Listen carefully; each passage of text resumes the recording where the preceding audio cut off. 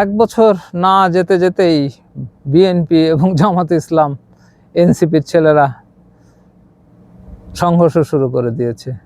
সিলেটে তো তাই দেখলাম। এত বড় একটা বিপ্লব হলো, এত মানুষের জীবন গেল, এবং তারপরে একটা কোয়ালিশন সরকার বা জাতীয় সরকার করা উচিত ছিল আপনাদের। কারণ হচ্ছে যে দুইটি দলের স্বার্থ এক হওয়া দরকার ছিল।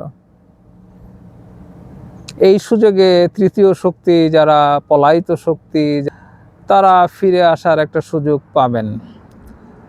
যদি অত সহজ নয় ফিরে আসা, কিন্তু তাদের কথা বলার একটা জায়গা তারা পাবে।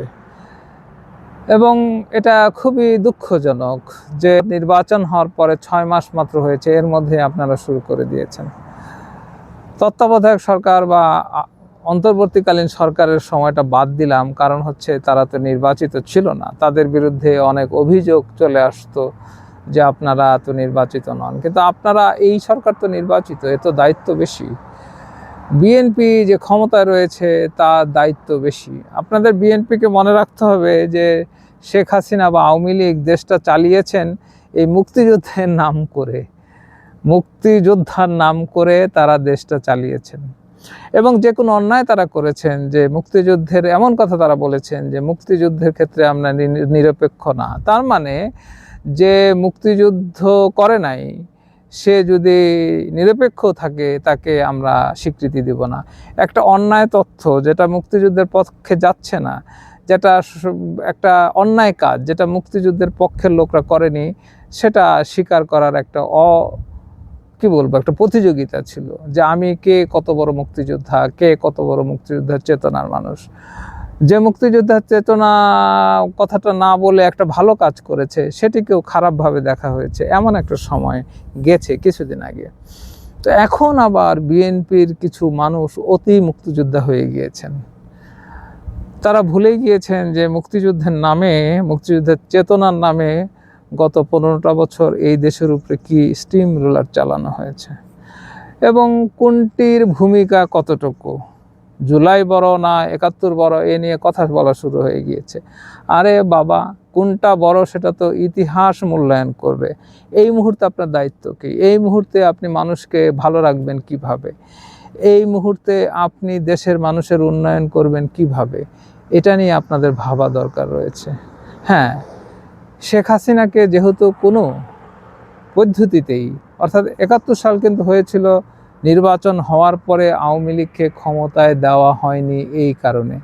তাহলে 71 থেকে এই যুদ্ধ কম নয়। কারণ হচ্ছে যারা 3 বার ভোট চুরি করেছে ব্যাপকভাবে, এদেরকে কোনো স্বাভাবিক প্রক্রিয়ায় আপনি ক্ষমতাচ্যুত করতে পারছিলেন না। আপনাকে একটা বিপ্লব করতে হয়েছে, মানুষের জীবন দিতে হয়েছে। তো এটাকে ছোট করে দেখার কোনো সুযোগ নাই। হ্যাঁ, বিএনপির প্রতিষ্ঠাতা জিয়াউর রহমান যেহেতু মুক্তিযোদ্ধা ছিলেন এবং আওয়ামী লীগ তো মুক্তিযোদ্ধা নেতৃত্ব দিয়েছে, এখন তৃতীয় পক্ষ যারা স্বাধীনতার সময় পাকিস্তানের পক্ষে ছিলেন তাদের বিরুদ্ধে কথা উঠতেই পারে। এটা খুব স্বাভাবিক।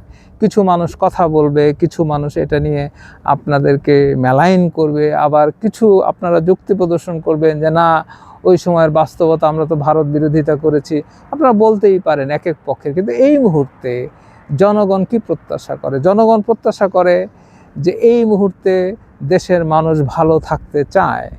ইতিহাস নিয়ে বিভিন্ন পক্ষ বিভিন্ন কথা বলবেই, সেটা নিয়ে যারা এমপি মন্ত্রী হয়েছেন তারাও যদি এই খেলা খেলেন, উন্নয়ন না করে এই খেলায় মাতেন, দেশের মানুষের সমস্যা না করে এই খেলায় আপনি সাধারণ সাংবাদিকরা চিল্লাচিল্লি করুক, সমস্যা নাই, আপনারা কেন এটা ইস্যু করবেন? যাই হোক, যে কথায় আসি সেটি হচ্ছে যে গণভোট যে রায়টা জনগণ দিয়েছে, এটা যদি এই বিএনপি সরকার না মানে তাহলে বিএনপির জন্যই সেটি ক্ষতিকর হবে। এই জন্য আগামী যে নির্বাচন সেটা তত্ত্বাবধায়কের আন্ডারে হবে।